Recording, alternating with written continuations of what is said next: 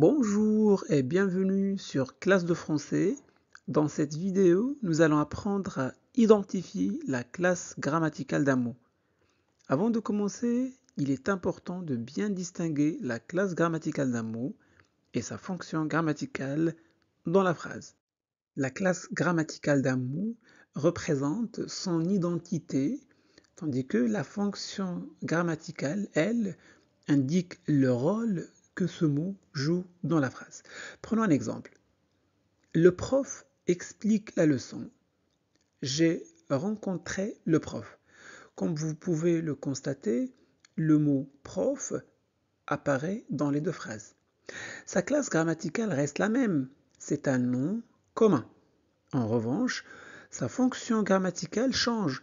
Dans la première phrase, le prof est sujet du verbe expliquer. Dans la deuxième phrase, le prof est complément d'objet direct, COD, du verbe rencontrer. Ainsi, la classe grammaticale d'un mot ne change jamais, mais sa fonction peut varier selon sa place et son rôle dans la phrase.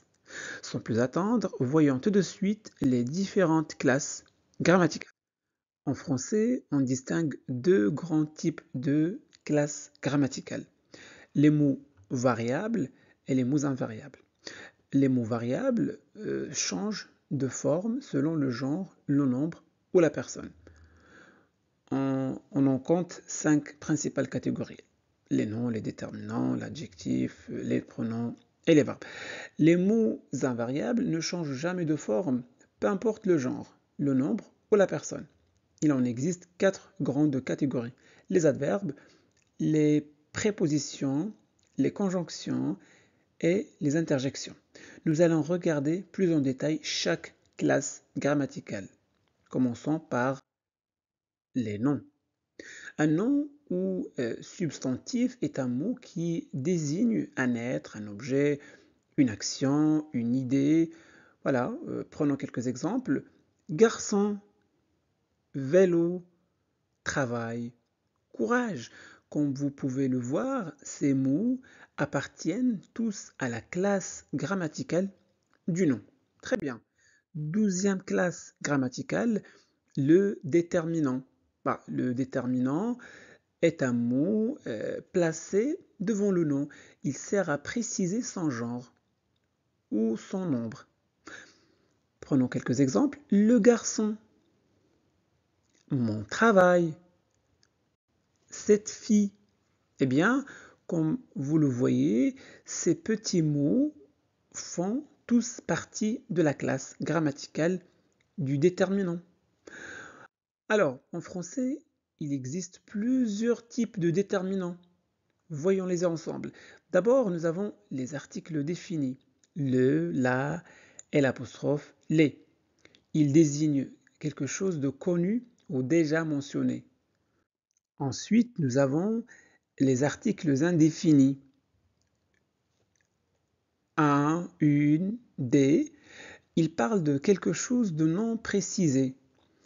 Puis, nous avons les articles partitifs. Ils servent à désigner une partie d'un tout, comme du, de la, des. On a aussi les déterminants possessifs. Mon, ton, son, notre, votre, leur, etc. Ils indiquent à qui appartient le nom. Nous avons aussi les déterminants démonstratifs. Ce, cette, c'est, cette. Ils montrent ou désignent quelque chose. Il y a aussi les déterminants numéraux. 1, 2, 3, etc. Et enfin, nous avons les déterminants indéfinis, comme chaque, tout, plusieurs, certains, etc.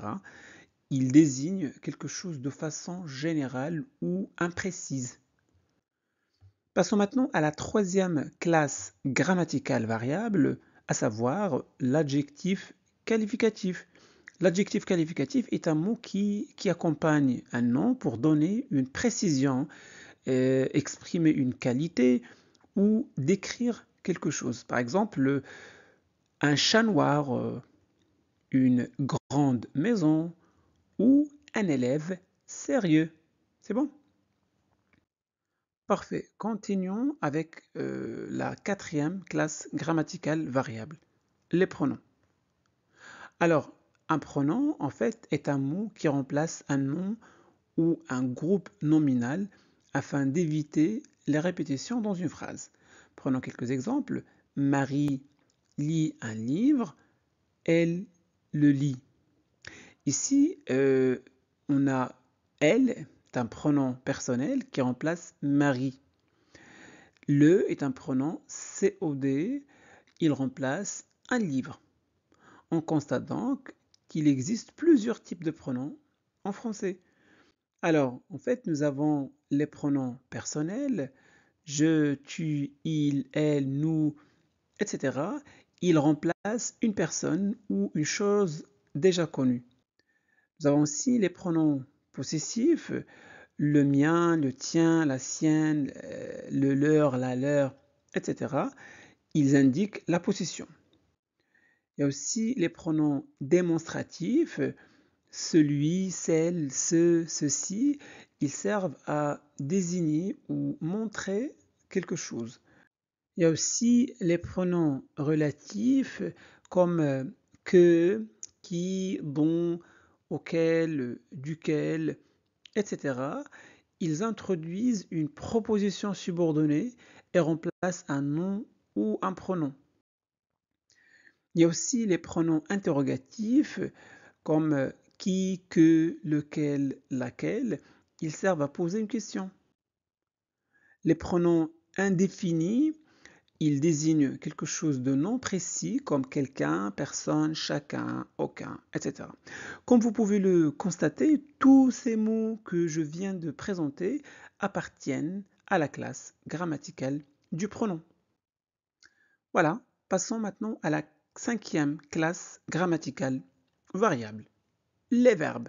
Alors, le verbe est un mot qui sert à exprimer une action, un état ou un sentiment. C'est le moteur de la phrase en fait. Car sans le verbe, il n'y a pas de phrase complète tout simplement. Prenons un exemple. Marie mange une pomme. Dans cette phrase, le mot mange appartient à la classe grammaticale des verbes. Voyons maintenant la sixième classe grammaticale, les adverbes.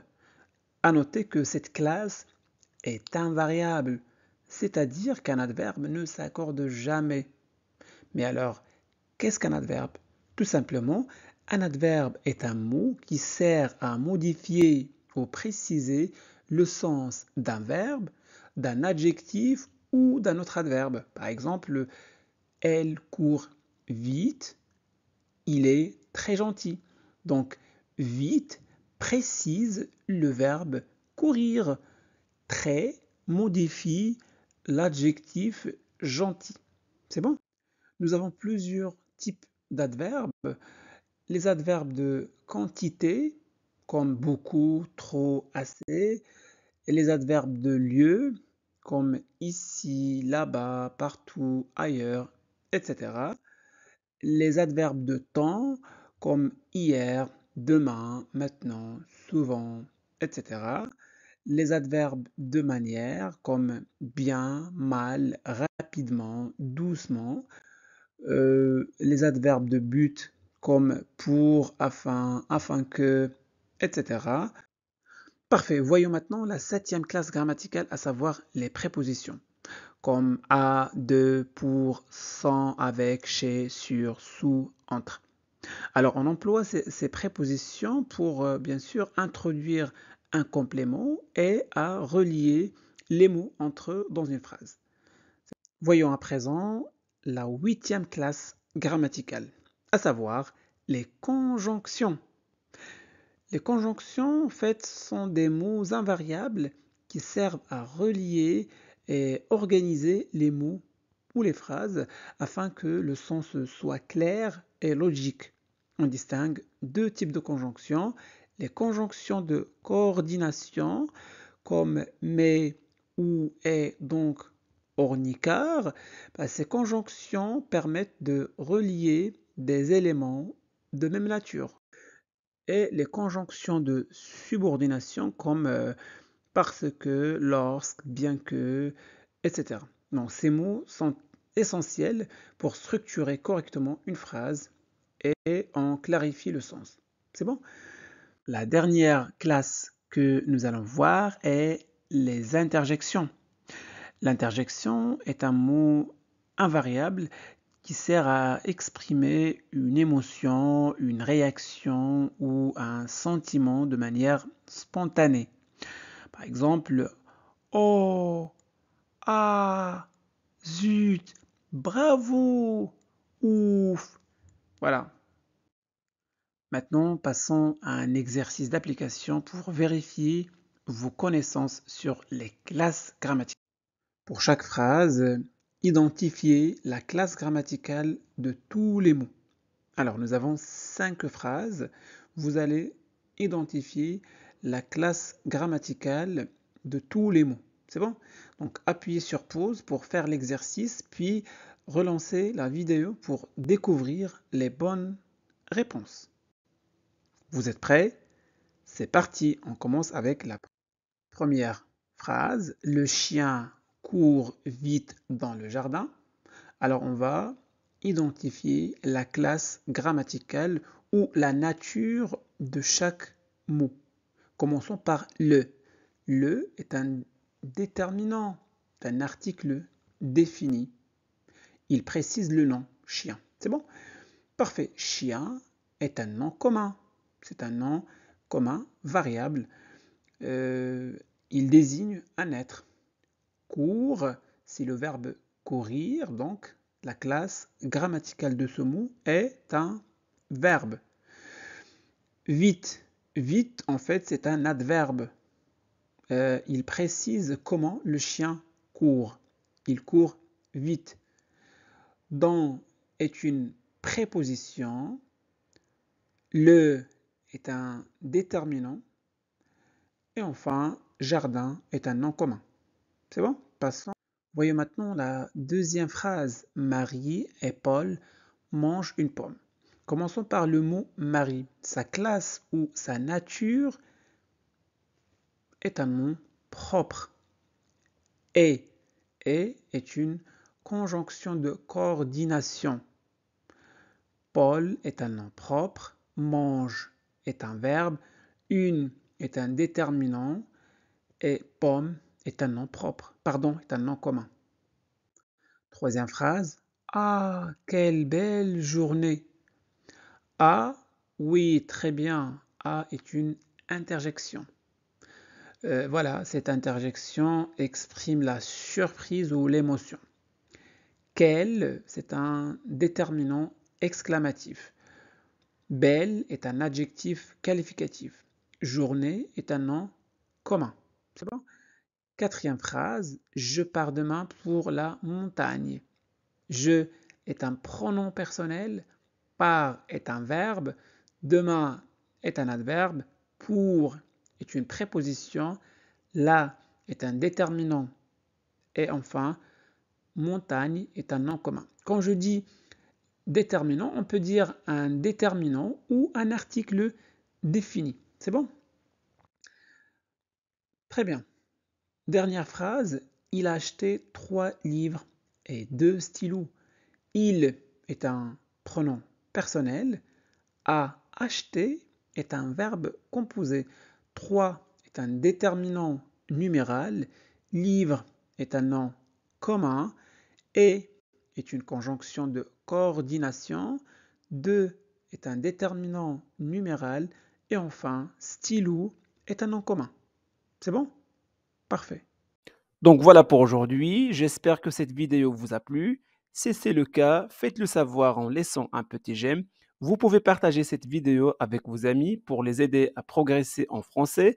Et n'oubliez surtout pas de vous abonner à notre chaîne Classe de français pour ne pas manquer nos prochaines vidéos. Merci de votre confiance. Au revoir.